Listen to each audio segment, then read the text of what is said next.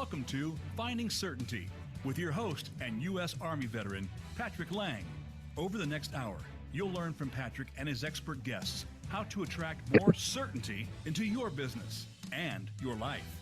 Now, here is your host, Patrick Laing. Welcome to Finding Certainty. Today is the first Friday of March, March 1st. We actually had Leap Day yesterday, which doesn't come around very often.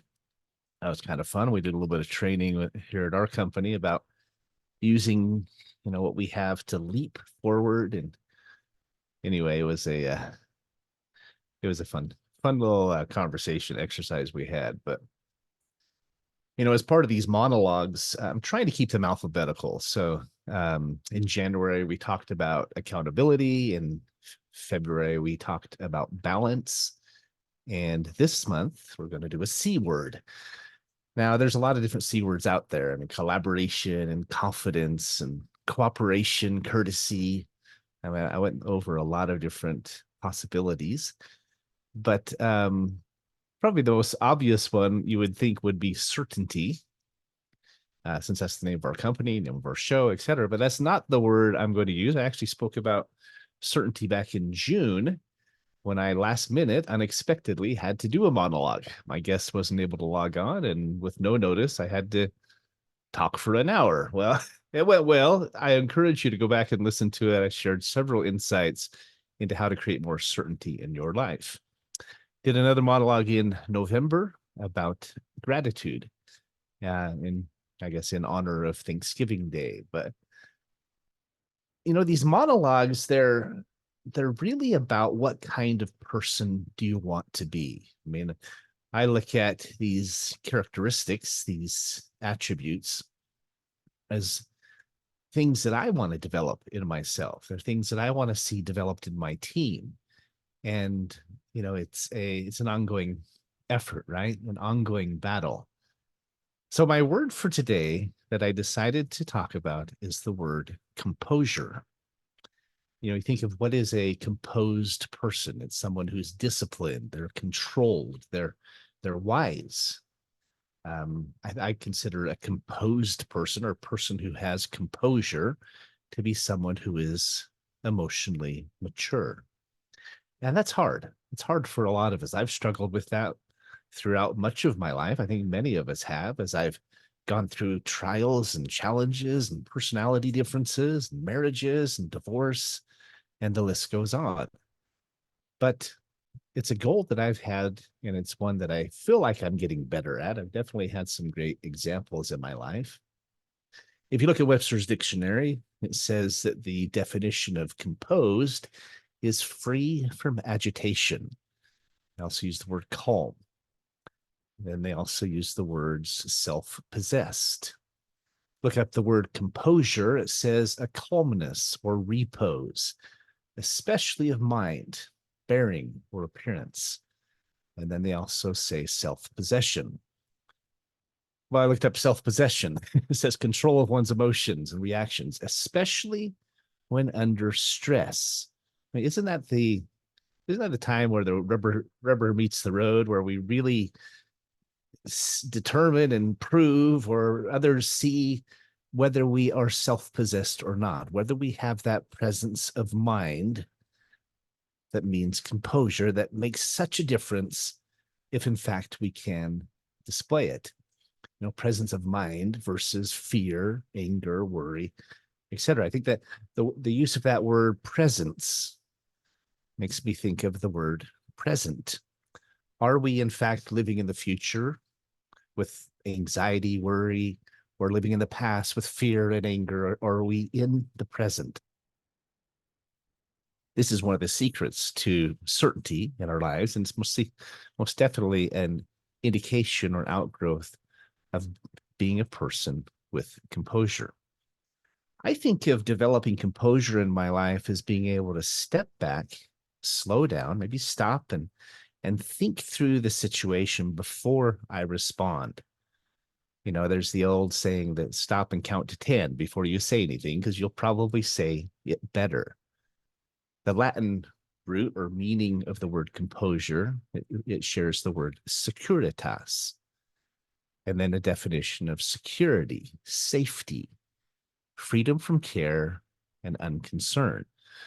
Well, that's hard to do in today's world of stress and worry and bills and bill collectors. The list goes on. Relationship struggles, health struggles. How do we find security and safety and freedom from care? Because we can't control our exterior, right? We can't control our environment as much as we try to, as much as we think we can, as much as we feel like maybe we're abnormal if we're going through something difficult. We can't, and we never will. And that, understanding that, is one of the keys to composure. It's one of the keys to finding certainty. Now, there's a lot of different examples of composure. I think of water off a duck's back, being even keeled, not emotional, patient, wise. How about optimistic? I've been accused many times of being an eternal optimist. It comes with its skills and strengths and also its drawbacks, its pros and cons. But again, it also comes down to being mature. And I think that's what we all want to accomplish, right? We all want to get to be more mature. We all want to get to be more controlled. I think one of the most important characteristics in our lives and in our businesses, our relationships, and everything we do is the ability to mature, to get better. As a business owner, I have to constantly pivot. We might try a marketing approach that doesn't work. It may completely fail, go down in flames. We have to pivot.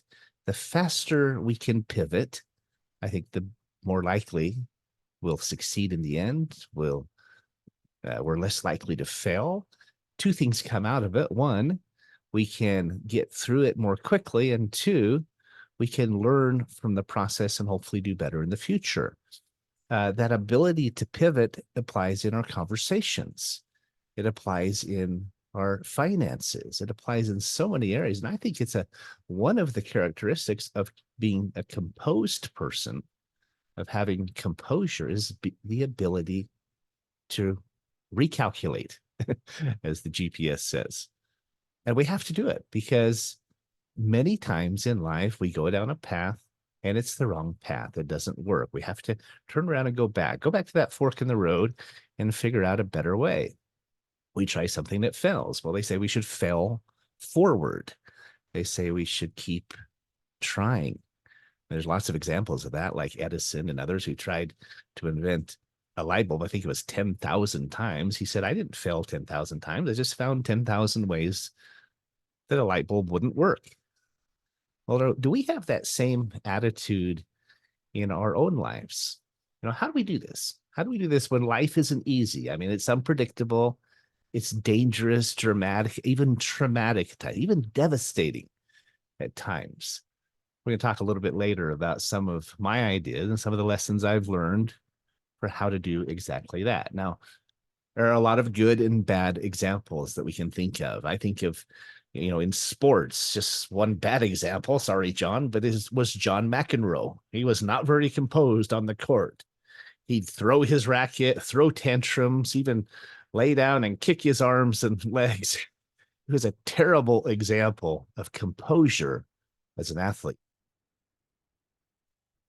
A good example, I thought, was John Stockton of the Utah Jazz. Even when they were behind, even when they were winning, he just seemed even keeled. Even in person, my family and I went to a chiropractor who was also the team doctor for the Jazz. His name was Craig Bueller, and happened on more than one occasion, we'd show up and John Stockton would be sitting there in the lobby, or Karl Malone, or one of these guys. And John was just like that. His personality was easygoing, laid back, seemed to just roll with the punches, and it translated to his game.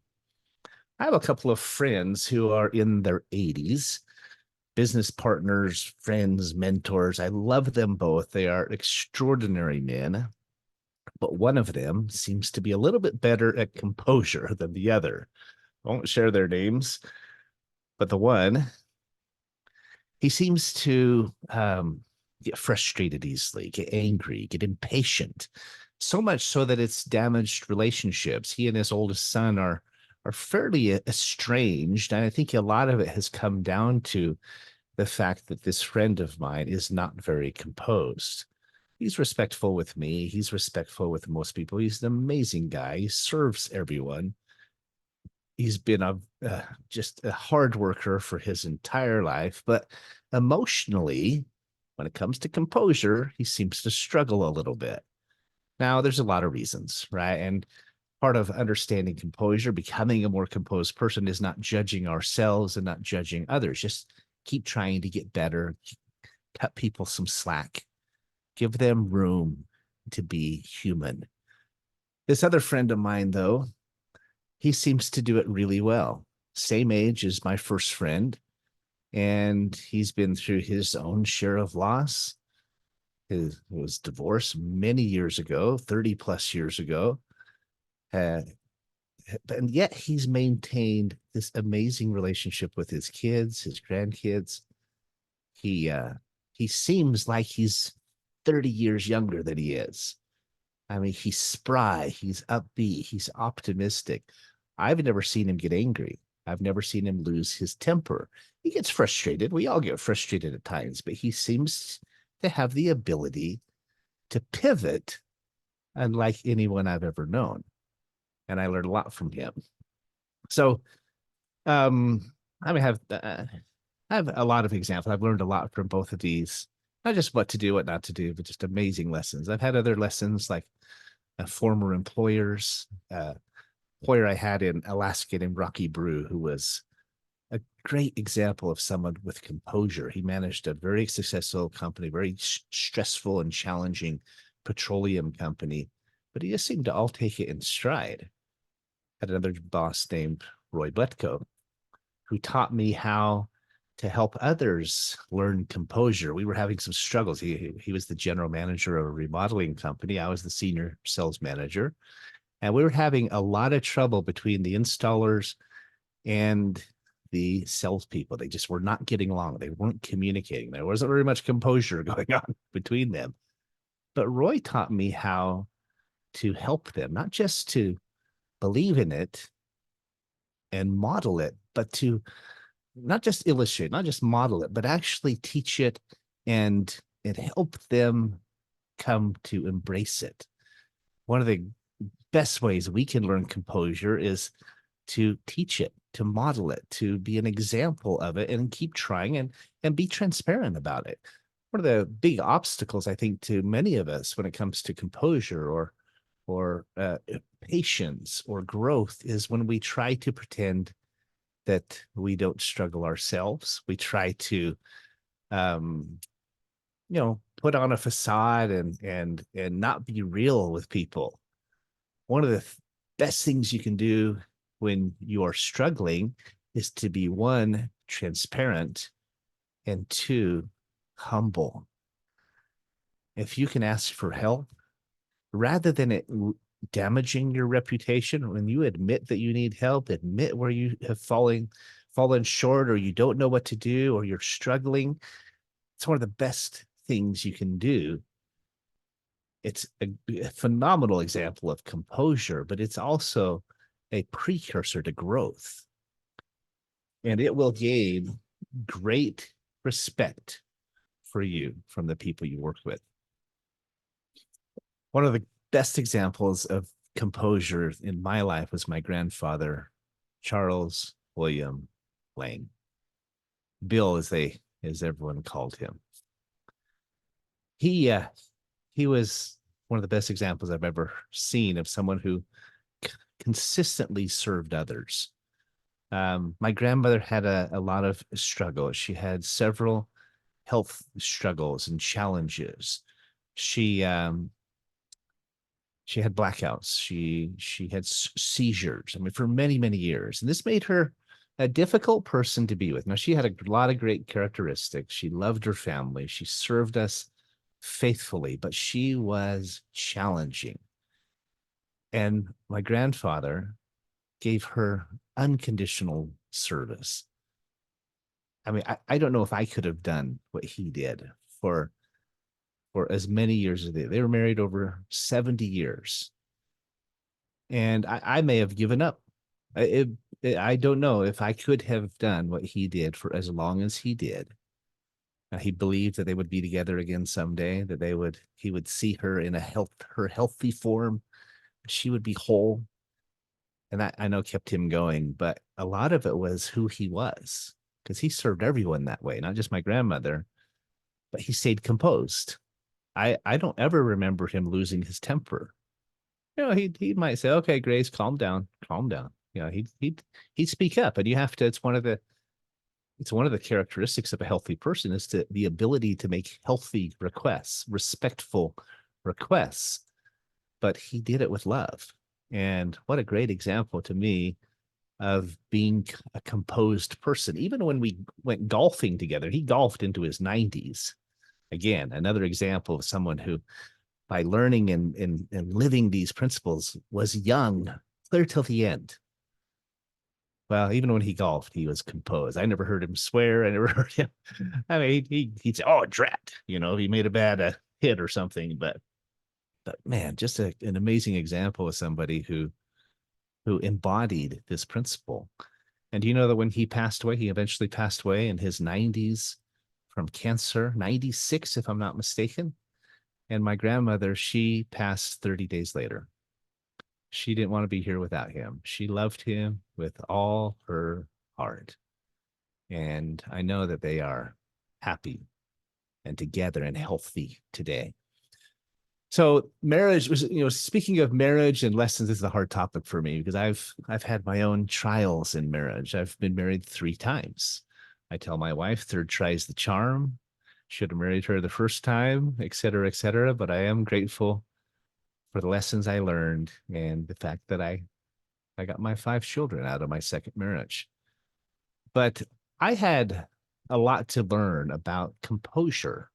In fact, I've been reading a book called Real Love. It's by Greg Bear, Baer, and I highly, highly recommend it because he teaches real life techniques and lessons for how to become more composed and more healthy in your marriage or in your relationships. So many of our problems come from our inability or our lack of education, just not understanding how to do this and do this right. He talks about imitation love versus real love. And with imitation love, so often we are looking for others to provide it for us. We have expectations, even demands. We think that they made a promise to us on the altar, and that means they are going to provide X, Y, and Z. And it's not a healthy response. It's not a healthy approach. Talks about how so many of us feel fear and emptiness, and we have all of our lives, maybe since we were children, and we enter relationships trying to fill that emptiness and curb or calm that anger, that hurt. And we use what he calls getting and protecting behaviors. These are behaviors like lying, attacking, being a victim. There's 2 different kinds. The getting ones are clinging. You hold on to someone so close they feel smothered, and the protecting behavior is what he calls running. You leave the room, you leave the house, you maybe leave the marriage, right? These are not composed responses, but they're natural as responses, and most of us do them. And he teaches techniques for how to change that. He really, in essence, throughout this book, which I highly, highly recommend, go to Amazon, order it right now. It'll change your life and that of your children or anyone you share it with. Having read this book now, and I'm actually going back through it again and writing down notes and highlighting it. I plan to give it to every newlywed couple at their wedding, at their reception from now on. I believe it will change their marriage. In fact, I have a good friend who several years ago, he found out his wife was having an affair, multi-year affair. I think it was 7 years. She'd been sleeping with some airline pilot, and it had been going on for many, many years. And they almost got divorced. I actually recommended that he and she read this book. And he said that it saved their marriage. It taught them both, not just how to be a more composed person, but it taught them how to love each other unconditionally without expectations to help fill, rather than fill the fear and the emptiness for each other, but to learn how to fill it within yourself so you can fill it, so you can give unconditional love without those expectations, demands, or unhealthy getting and protecting behaviors in your in your partner. So highly recommend it. You know, it does take being honest, does take being transparent, whether you're in a business or a relationship. Greg Bear teaches lessons of what he calls seeing. At first, I thought he said rules of speaking, but when I read it more closely, it says rules of seeing. And it's about seeing the other person in ways that will help and making healthy requests and truly being composed. One of my greatest examples, I'll share this one in closing with this section, but that is my own mother, my mom, Sue Laing. My dad has struggled with health challenges for most of his life. He's in a wheelchair. He's not able to help and do as much as he can. He does the best he can. He gives so much service to others, even with limited capabilities, but it's hard for him. And he's felt frustrated and angry and discouraged. And, you know, there's been times he just wanted to throw himself off a cliff because he was in so much pain. And my mom has been the epitome of composure. I've very rarely seen her even say a sharp word to him or to us. She loves her family unconditionally. And yet she is a pit bull when it comes to getting things done and speaking up when she has to and telling us what we need to hear, but doing it with love. I mean, she is an amazing example of composure. Great example to me and a great blessing in the lives of those that she serves. So I promised I'd share some ideas of how to get there. Now let's get into that here on this last section. We're coming up on our first break, but let me jump into the first point if I can before we run out of time. So the first step to achieving this goal, to becoming this person, a more composed person, a more controlled and patient and mature person, is to slow down and take a breath. A lot of what Greg Bear teaches in his books just takes you slowing down and thinking through it a little bit, just for a second or two. You know, remember the stop and count to 10 concept. Slow down, take a breath, and remember that slow and steady wins the race. This applies in a lot of areas. It applies in our relationships, as I've been saying. Greg talks about how there needs to be one speaker and one listener. When you're both trying to speak at the same time, much of that focused on the past or the future, fear or worry, then nothing gets done. Nobody gets heard. Nobody is showing composure. You're just speaking over each other and everybody just feels defensive and hurt. That is not a solution for success. So one of the keys is to stop, slow down, step back, and let there be one speaker and one listener at a time. The only exception to this, of course, is if you are in a truly loving relationship where there is truly unconditional love, then there's two people speaking, two people listening, and there's a great dialogue.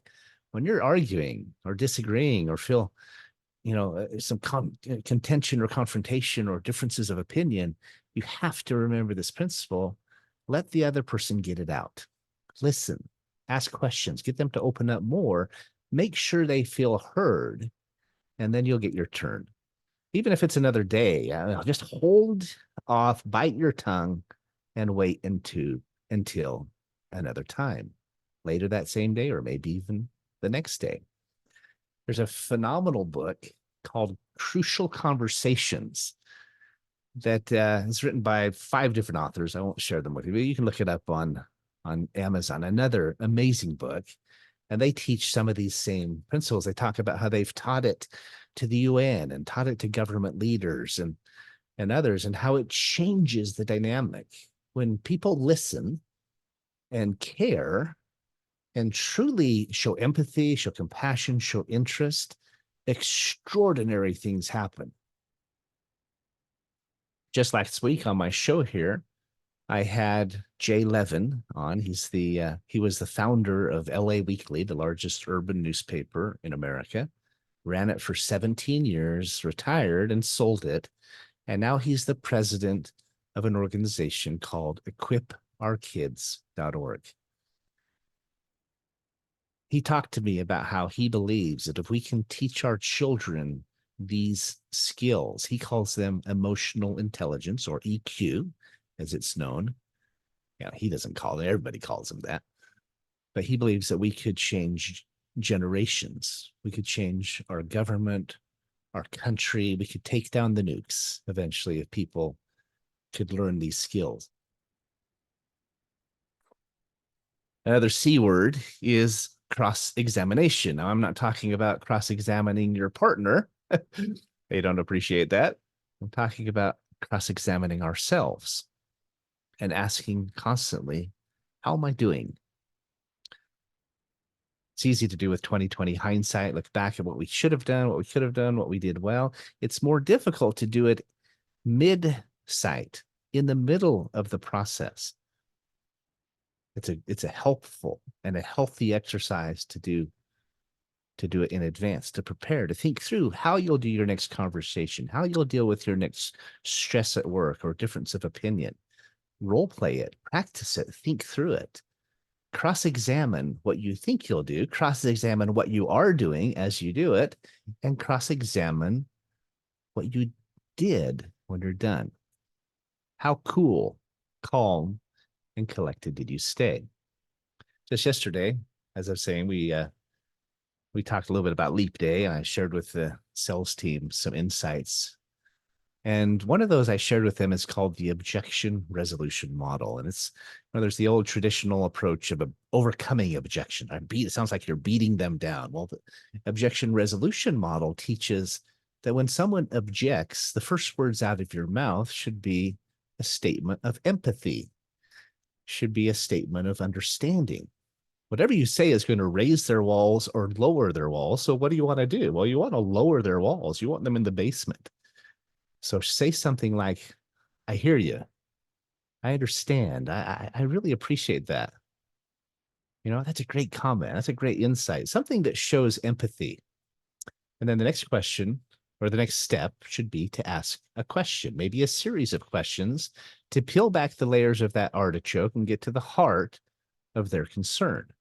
When you do that, one, it helps you understand, and maybe you can build some rapport and some trust. And so most definitely you can, but it also gives you time. Remember, stop, slow down, gives you time to formulate a better response. After you rinse and repeat, keep repeating this process. If people feel like they are heard and understood in business, in life, in marriage, amazing things will happen. I am not the best example of this, but I am working at it, as my wife will attest, on both sides. So we are up against our break. We're only going to do one break today. I got a lot to share with you, but when we come back, we'll get into the next few examples or ideas for how to become more composed. Thanks for listening to me. Thanks for being here with me on Finding Certainty. I'll be right back. All clear, back in 2. Okay. Let's go ahead and take a 2-minute break. And I will chat for a minute while we do it so we can have the ads in the middle. This is a chance for you to look at our advertisers and us to look at you. For the most part, you're going to hear about Certainty Management, which is our company. It's interesting because our company really tries to help raise expectations. That is one of the tips we have that I'm going to share with you about how to get better at composure, is to believe you can, to desire to get there, right?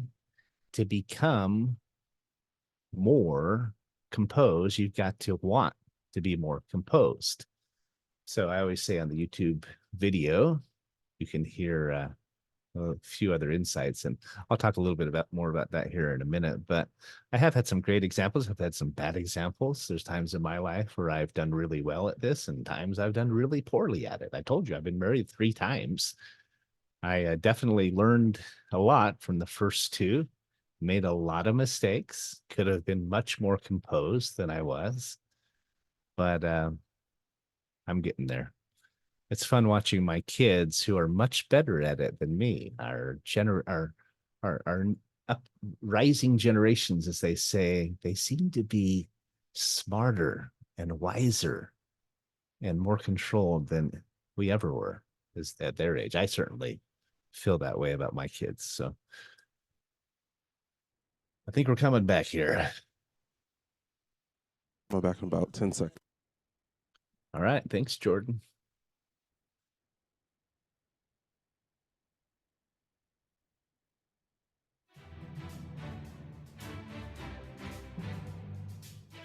You're listening to Finding Certainty with Patrick Laing. Have a question for Patrick or his guests? Join us on the show at 866-472-5790. That's 866-472-5790. Now, back to the show with Patrick. Welcome back to Finding Certainty. Hope you're enjoying this conversation about a really essential topic, becoming more composed in our lives. You could also say controlled or even keeled or mature. Talk about the first principle is to stop, slow down, and take a minute. Just take a breath. Count to 10. Think about what you're going to say or do before you do it. I mentioned Jay Levin from equipourkids.org. His foundation is designed and set up, and it's teaching kids and youth across America how to gain greater emotional intelligence. And it's funny because I'm a big believer that when we start a snowball rolling down a hill, it just picks up speed, it gets bigger and bigger, and it starts to attract into our path more of the same. Just in the last 2 weeks, I've had multiple opportunities to meet with people and talk with people, and that subject of emotional intelligence keeps coming up. Jay was on my show last week. We met shortly thereafter. We're going to be doing some fundraising for his organization, and we do zero cost, unlimited. We can provide zero cost, unlimited funding for any nonprofits out there. So if you're listening to this and know of one that needs our help, please reach out to us. Our numbers, our information is in the description at certaintylive.com. I had another conversation later this week with a lady named Virginia Knudsen, and she is the founder and director of an organization named BOAR, BOAR, and it's an acronym. Can't remember what it stands for, but they are an executive mastermind group, similar to Vistage Worldwide or something like that. They meet once a month. They work as a group to help mentor and support each other. And I've been a part of organizations like that myself. I'm actually going to go as a guest to their meeting coming up this month and check them out. But it's an opportunity to be mentored by peers who, while they don't have a vested interest in your business, they do care and they do want to help. So it's an unbiased group of peers who understand and give you feedback that can help. And if you can accept it, extraordinary things can happen. Well, she was explaining to me the difference between BOAR and Vistage, and the biggest one is that they focus a great deal on emotional intelligence. While Jay is teaching young children and kids how to learn those skills, she is helping teach leaders how to learn those skills. They're kind of hitting it from the two ends of the spectrum. I think it's really valuable. Hopefully they can meet in the middle. I'm actually going to have Virginia on my show coming up on the 15th. And then I thought I'd do another show later this year. I have them both on. We talk about it, kind of juxtaposition it from the two different perspectives. But she talked about how her granddaughter is learning those skills. She's really good at them. You know, somebody offended her or was being a bully, and she immediately said, you know, she's probably hurting or empty. And I need to remember that to try to understand. See, people can tell you what they want about you. Bullies, critics, etc. They can attack you. It might be a partner, even a spouse. They can say what they want. But That doesn't mean it's true. It doesn't mean when you say things to yourself that they're true. One of the little lessons you can learn about emotional intelligence is to think of it as a green frog. If someone tells you you're a green frog, well, immediately you think, oh, no, I'm not. Well, that's stupid. That's the most ridiculous thing I ever heard. And so if you learn this and remember this technique, somebody says something, somebody's struggling, somebody attacks you, criticizes you, hurts you, you can just say, well, that's just a green frog. I know it's not true. If there's valid feedback, maybe some of it is true. Maybe it's not all green frog. Maybe it's something you should pay attention to and open up to and help yourself improve. But a lot of the time, it's just a green frog. So remember emotional intelligence. I encourage you to dig into it, learn it, understand it, teach it to your kids, your grandkids. If all of us could become more emotionally intelligent, we could also become more composed in the process, and amazing things can happen. The third reminder or tip is to raise our expectations. These are learned skills. They're not always natural. In fact, they're rarely natural or something we came by naturally. We have to surround ourselves by mentors and good lessons. Read and study good books like Crucial Conversations, like Real Love. Take part in masterminds like the Bohr Community, like in organizations like equipourkids.org. I remember the song by Steve Winwood called Higher Love. It's one of my favorite pop songs from the 80s. Well, we have to have higher aims. We have to believe and want to get better. And the only way to do that is to surround ourselves by those who can model it and teach it and remind us. We need to surround ourselves, as Greg Bear says in his book, by wise men and women who will love us and accept us unconditionally and also hold us accountable. Our entire model at Certainty Management follows this track. We help our clients to become more accountable, to raise their sights. We do it in a unique way. In most cases, we only get paid when we save them money or recover them taxes or reduce their costs or renegotiate their contract. We put our money where our mouth is. We prove our worth. So we are paid when we produce. But by raising our client sights, if we can get them to just trust the process, and we very often say you have nothing to lose, then we can do amazing things. And we have nothing to lose to do it in our own lives, in our marriages, our relationships. In fact, we have everything to gain. We have to keep stretching ourselves and keep getting better. I did that when I started this radio show. I had no idea how to be a radio host. I'd never done it before. It was frightening. It was overwhelming. It was scary. But it was exciting too. I love stretching myself. And it's been an extraordinary experience. Confidence will come little by little. One of my favorite verses is Alma 32 in the Book of Mormon, where he talks about a seed. And we plant a seed and we watch it grow. And there's 3 evidences that that seed is a good seed, because we begin to understand it, we begin to feel it more, and we begin to want it more. It says it enlightens our understanding, it enlarges our soul, and it becomes delicious to us. I think that happens in many areas in our life. If we just raise our sights and try, and amazing things happen, we start to have ripple effects. Our company has gone from helping companies make money to now we use what we're good at to help nonprofits raise free funding. And we have, I guess, progressed. We've matured from looking inward to looking outward. And when we do that, amazing things happen.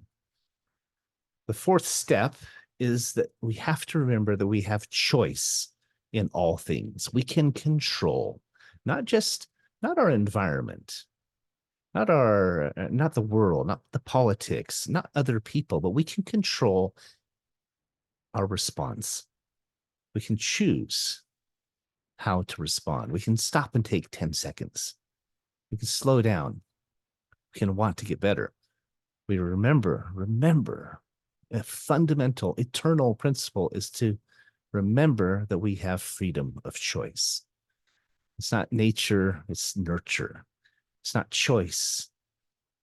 Instead of consequence, it's choice together with consequence. It's choice together with those eventualities that we have no control over.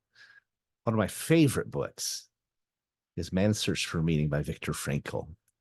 He was a Jewish physician in the Holocaust, in a concentration camp.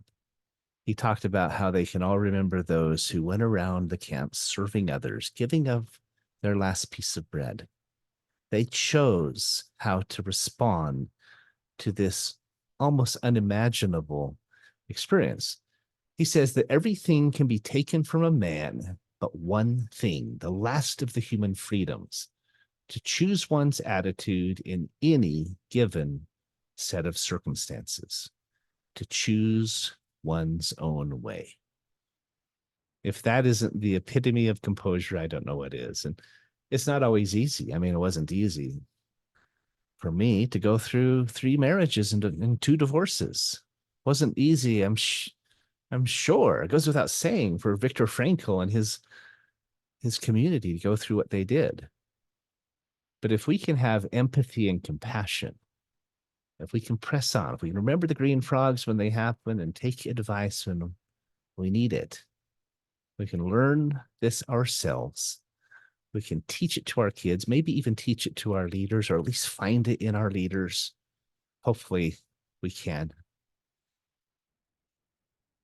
We can become more composed as individuals, as communities, and as a nation. I remember another example of 2 employees who got sent home from work. They were both sick. They felt okay, but they were contagious. I guess there was a little bit of a pandemic going through their office. And so they were sent home for 2 weeks. And one of them was completely depressed. He said, I have an inbox overflowing. I don't have time for this. He was depressed the whole time. The other one said, 2 weeks with pay? Are you kidding me? Sweet. He went home. He said, they didn't tell me I couldn't go fishing. He bought a bunch of junk food, rented some movies. He stayed home, relaxed, recharged, hung out with his girlfriend, came back completely recharged and upbeat. The other one came back depressed and demoralized. They both had flowing inboxes. They both had deadlines they were behind on now, but they came back completely different. And what was different from that scenario was how they chose to see it. Nothing else. The next tip that I want to share with you is staying evenly tempered. Try to go with the flow. Try to stay in the middle. Avoid wide swings from one end to the other. I have another partner I love him to death. He's one of my very best friends, but he is temperamental. He gets irritated easily, gets upset when people are stupid. He struggles to not be emotional and easily irritated. And I'm constantly telling him to relax. A lot of things we can't control. We can't control this world. We can't control others. We can't control timelines. We can't control the politics or the people that surround us. All we can do is stay reserved and patient and loving versus getting emotional, upset, and irate and offended and so forth. We need to let go and let God, as they say. Another Latin definition I looked up when I was looking at composure talked about equanimity. It says, with an even mind. It isn't always easy. I was talking with a lady last night. I went to an employment meeting at our church. She's looking for a job. She's struggling, living with her dad. He's paying all her bills. And I talked to her about hills and valleys. So when you're in the hill, she says she's having a hard time even getting out of bed. And I said, when we're in the valley, the worst thing we can do is just lay down in the mud. So we got to get up. We got to start climbing. Got to look up. My parents have a sign on their wall at home that says, reach up. And it's a reminder to look to God and look up. and pull yourself up by your coveralls, as they say, and look to others, ask for help, keep going. Remember Thomas Edison and his 10,000 failures. He is in the history books now. He changed history. But if he hadn't, where would we be? We'd be sitting here. We wouldn't even be doing this because we wouldn't have the electricity to run our Wi-Fi, our computers, and this broadcast. We need to surround ourselves by good examples. They say we'll become the sum total of the 5 people we spend the most time with. Are those people that you want to be like? We need to find wise men and wise men and wise women. We need to be wise men and wise women.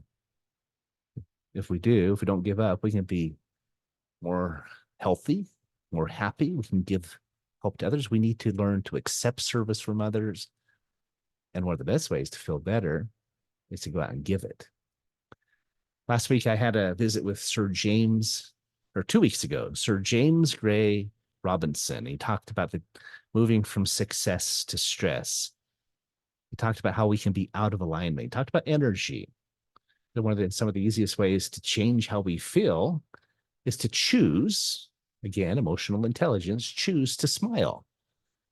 Hum a song, sing in the shower, sing in your car. That changes your brain to think, I'm not at risk, I'm not being attacked. Changes from the parasympathetic to the sympathetic brain and helps us feel better. And one of the best ways to do that is to give service. Got to remember the big picture. It helps to have plans A, B, C, and D. It helps to pivot, helps to keep asking the question, what else can I do? I've talked a lot over the years about a book called The Oz Principle. And one of the most important lessons it teaches is to not be a victim, not point fingers, pass a buck, say I'm confused, I don't know what to do, it's not my job, but to keep asking, what else can I do? That, again, is a phenomenal example of composure. Look upward and look outward. And like Mom and Dad's signs says, reach up. One of the things about our business is we help independent contractors across the country. We have associates from coast to coast who come to work with us, and we create for them multiple streams of income. So they have plans A, B, C, and D. We had a banking platform we've been working with. It went on a long moratorium, but we didn't have all our eggs in that basket. We had half a dozen other divisions we could focus on while that one was working through their growing pains. I think we need to do that in our own lives, not just in our business, but in our lives. We need to have backup plans, contingencies. That's a great tool or technique for having and creating more composure in our own lives. We also need to choose to be present. I call this present participation. Remember, presence of mind. That was one of the definitions of composure. Not fear, anger, and worry, which is past and future, but present. There's a great book called The Present. It was written by Spencer Johnson. And he says one of the greatest gifts you can give to someone is to be present. He's also the author of The 1 Minute Manager, which teaches managers how to manage more effectively. And one of my favorite books called Who Moved My Cheese? Again, by Spencer Johnson. That book teaches you how to have composure and control in change. The only thing constant, the only thing you can rely on in life, as they say, is change. And if you think anything otherwise, you're going to be frustrated all the time. One of my favorite quotes is that the level of our frustrations is equal to the distance between our expectations and reality. If our expectations are way up here, but reality is way down here, we're going to be really frustrated. If we lower those expectations, we're going to be less frustrated. That doesn't mean we lower our aims, doesn't mean we lower our standards, but we lower our expectations. Expectations are usually on other people and other things. We also need to give ourselves some slack and be willing to keep moving.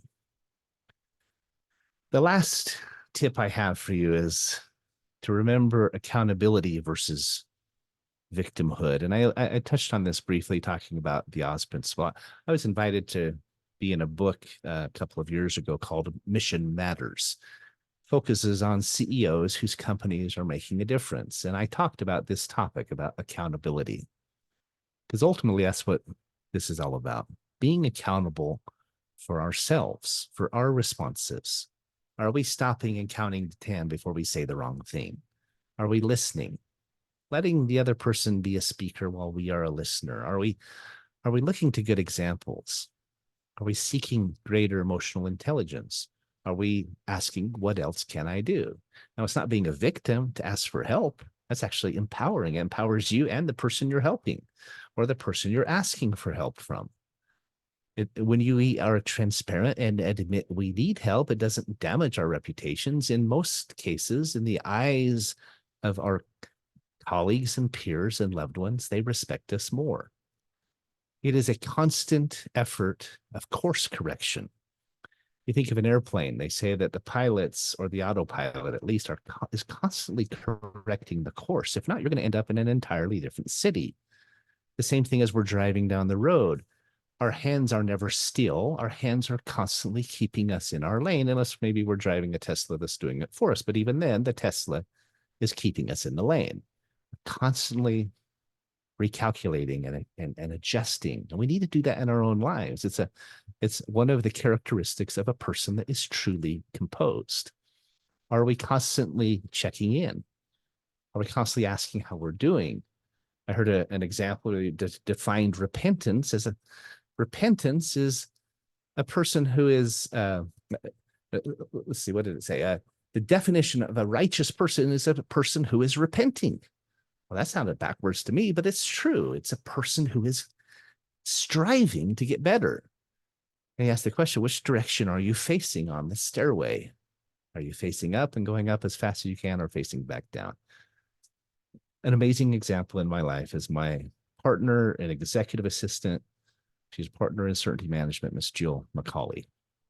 She's in a wheelchair. She is paralyzed from the collarbone down, and yet she is an amazing example to all of us of composure. She's the epitome of growth, of focus, of attitude, and of serving others. One of my favorite quotes is from the founder of the Church of Jesus Christ of Latter-day Saints, Joseph Smith, and he says, "Judge ye for yourselves. God knoweth all these things, whether it be good or bad, but nevertheless, deep water is what I am wont to swim in." It says deep water is what he was destined or guaranteed to swim in. And isn't that all of our lives? Again, if we think we're special and we're the only one going through this, we're wrong 100% of the time. If you assume the person next to you is going through something really difficult, you're going to be right more often than not. Stop thinking that you're special or unlucky or cursed or whatever. He continues and says, it has become second nature to me. That's a great example of somebody who was composed, who had composure, even in the face of terrible challenges and losses. He was eventually martyred. When my first marriage failed, I loved this quote. I read it all the time. It reminded me of becoming a deeper person. In fact, my parents started calling me Deep River as a nickname. My wife to this day still calls me Riv. And it's a reminder, which I love, of who I want to be. A person who is composed, a person who is controlled, a person who is mature, a person who is more like, if nothing else, the greatest example of composure, another C word, and that is our Savior, Jesus Christ. This has been Finding Certainty. Thanks for spending your Friday morning with me today. I hope you've enjoyed this session as much as I've enjoyed preparing it and planning it and sharing it with you. I hope you've learned some things that can bless your own life, as they have mine, and as there are many, many lives around the world, across the country, who have and are learning these things and applying them in their lives. They absolutely create more certainty. They can change your life forever I appreciate you listening in. Have a great weekend. I know that you can do it. I know you can find more certainty and create more certainty in your own life in this and all the ways we share here on Finding Certainty. I wish the very best. Thanks so much. All clear. Great show. Thank you, Jordan. No problem. Hope you have a great weekend. So, question for you: Do you actually listen to our shows as you're mediating it, or are you kind of managing multiple shows at once, and so you don't get to hear a lot of it? No, I do tune in and listen to them for sure. Yeah, that's a good one. This one I had a good time with this one. You didn't this hear one it. was a good one. Yeah, go back and check it out. Share it with others. It can really this principle, if you understand it, can really help someone with their life and on so many levels. It is transformational. I believe you. Definitely had some good C words there. Yeah. All right, man. Well, thanks for helping out. Have a great weekend. No problem. Have a great rest of your day. Okay. See you, boss. All right. Well, another episode in the can, or in the hopper, as they say. It's funny. I didn't have time this week to prepare this episode. I was talking to my team yesterday about how so often one of the most important things we can do is to listen to the promptings and the impressions that come. And this happens so often on this show where, when I first started out, the first couple of episodes I jotted out all my questions, and I was all ready, and they were the worst interviews I did because they were canned, they were stilted, they weren't spontaneous. And then it happened that I didn't have time to do a write-up like that and get ready and have it all planned out. And I just got on and winged it. And it was the best interview I'd done yet. And I've done that ever since then. I don't meet with my guests prior to the show. I might know a little bit about them. I do a little bit of research about them if I don't know them personally. But I come into it cold. And I let the Spirit take me. I let my insights and experience and impressions and the questions I ask and their answers, I let them take me where they will. And I do feel like a lot of it is given to me. I did write out an outline for today's show, but I literally sat down and wrote the whole thing out in about an hour. And it just unfolded. And I think it's because this is something that people need to hear. It's something that our Father in heaven wants people to learn. They know they need something. They're seeking for something. People are looking for something, and he knows that it can bless their lives. So take that for what it's worth. Call it God, the universe, higher intelligence, karma, whatever it is. I believe it's a loving Father in heaven who guides us and directs us. But I do believe it's essential to happiness in this life and success. So thanks again for listening. I appreciate your time. I wish you the very best. Have a fantastic weekend and have a great month of March. I love March. St. Patrick's Day coming up. I got married on St. Patrick's Day. Figured I'd always remember my anniversary that way. And so far, so good. So I'm 12 years in on marriage number 3 and grateful for that blessing in my life. Let's keep rocking, right? We'll keep getting better. I'll do what I can to help. I know you're trying, and I wish you the very best. Bye for now.